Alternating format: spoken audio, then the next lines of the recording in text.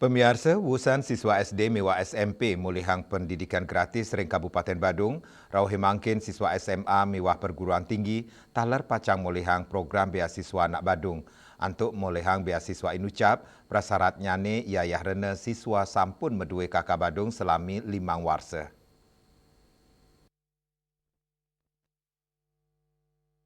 Kepala Dinas Pendidikan Pemuda dan Olahraga Kabupaten Badung, I Gusti Made Dwi Payana, ring tanggal 13 Juli mausang, pendidikan gratis ring Kabupaten Badung, sampun memargi antar saking SD kantos SMP, samian pebuat siswa indik sekolah ketanggung oleh Pemkap Badung, sakewanten, kanton nampenin piambeng, sekadi akeh lomba sani kemeletin sekolah, sani nadak, sani ngawinang prabeanyane durung memargi becik.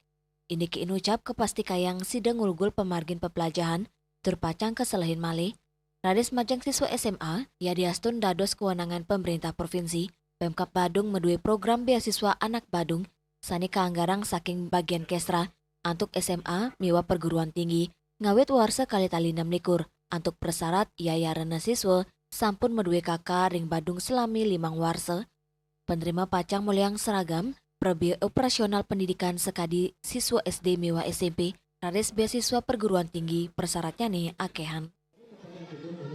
Enggak, pokoknya kakaknya kakak Badung cuma 5 tahun. Itu kalau SMA lebih sederhana persyaratannya, kecuali yang kuliah itu ada kriteria yang lain.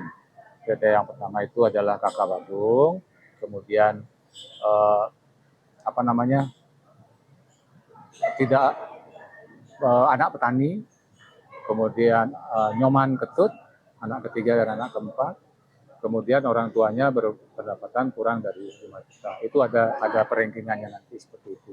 Nah, kalau di SMA, harapannya nanti semua akan bisa kita berikan beasiswa, negeri maupun swasta.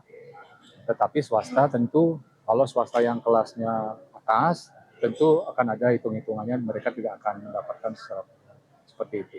Jadi yang diberikan adalah swasta yang menengah ke bawahnya, yang swasta yang dalam tanda kutip elit gitu seperti itu, tentu tidak akan mendapatkan pembiayaan dari beasiswa. Riase, Bali TV.